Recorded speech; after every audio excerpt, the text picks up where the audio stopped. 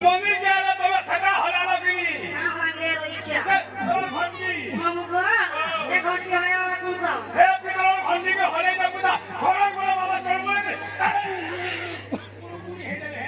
तापले का सुनोय केमने सुनो हे भंडी मी हलावला बाबा ने सुनो ए मामुगो छोटे কথা গো मामुगो যার মা নেই